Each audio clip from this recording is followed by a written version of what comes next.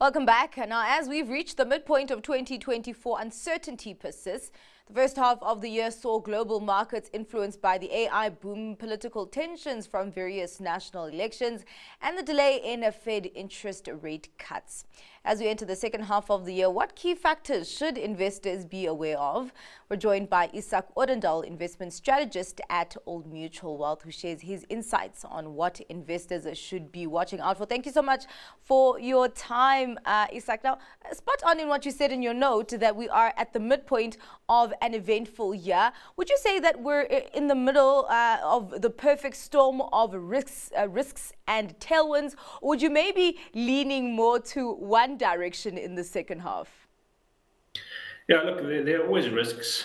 And I suppose people like myself wouldn't have a job who didn't point out the risks. Yeah. But I think the overall climate is actually quite good from an investment point of view. So if you look at the global environment, you're still seeing pretty solid growth everywhere, sort of weakening around the edges in the US, but seems to be picking up a bit in Europe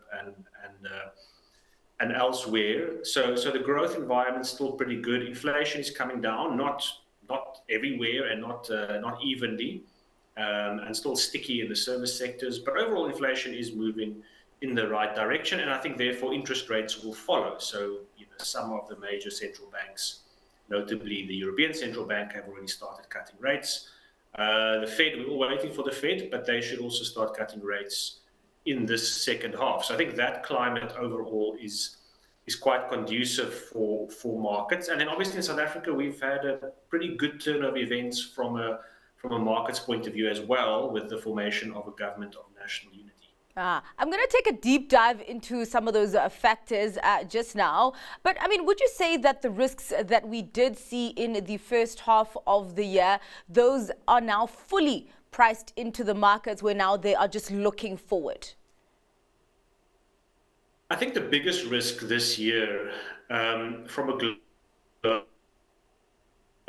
global point of view, and if you leave aside things like wars and kind of black swan events, if you just look at kind of the big risk that investors are focusing on, it's the interest rate environment, it's the Fed, and it's the risk that the Fed turns hawkish, that the Fed actually raises interest rates.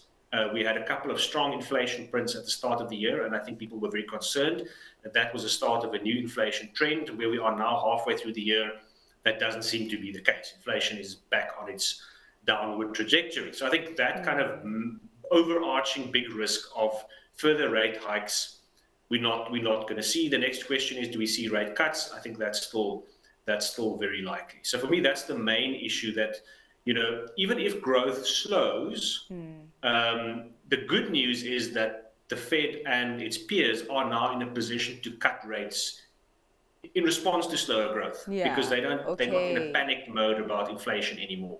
Whereas, let's say 2 years ago, they were in no position to cut rates even if growth slowed. So I think that's a much better backdrop. All right. Well, I mean, another risk that you did mention was the kind of election overhang, but it doesn't seem like that that risk has caused a bloodbath. I mean, just even looking globally in Europe as well. What's your reading of that?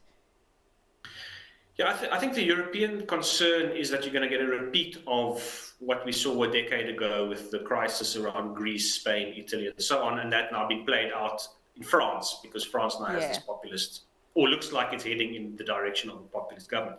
But I think things have changed a lot over the last decade, in the sense that there are now mechanisms in place to respond to these kind of events, which wasn't the case with Greece. They had to build all of those mechanisms, like the European Stability Mechanism, etc., from scratch. So those things exist now. And I think the other thing is that if you think back a decade ago, the big concern was that voters would choose to leave the euro. And today, none of these right-wing parties that are kind of creeping up in terms of power in Europe want to leave the euro. So I think the euro itself is in a much stronger position than. So for me, the political risk there is not as great.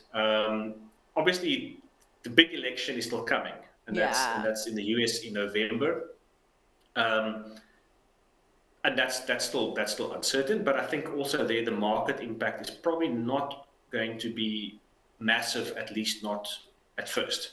All right. Well, I mean, just coming back home, what is the market sentiment looking like for emerging markets, and particularly South Africa with the government of national unity, where we have already seen positive sentiment there in the markets? Yeah, I think interestingly, if you just look at how the rand has behaved, for instance, other emerging market currencies have had a tough time, right, through the month of June. And now into the first days of July. Look at the Brazilian real and so on. So Chinese yuan. So other emerging markets have really struggled over the last couple of weeks. The rand has actually done quite well, relatively speaking. Okay. And I think that does talk to optimism around South Africa. Firstly, in the sense that we dodged a bullet. We didn't end up with a leftist, populist kind of coalition. And number two, that we now have a government that can continue this path of reform that will ultimately raise the country's growth rate. And that's really what investors care about. Can this country grow and deliver profits for shareholders? And can we grow so that we can generate more tax revenues, pay down our debt, and therefore reduce the bond yields? Do you think that maybe then we can just breathe a sigh of relief for the second half, at least in the short term? I think so.